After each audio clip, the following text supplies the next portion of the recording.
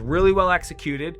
And if you have a business that you want to automate your processes, it's a great option, and it will do it better than any of the other tools, in my opinion, for normal people, not super techie nerds. When I talk about leverage, think about like designing something once and having it operate and do it like that every time. I'm talking onboarding customers, I'm talking sales processes, I'm talking financial reporting.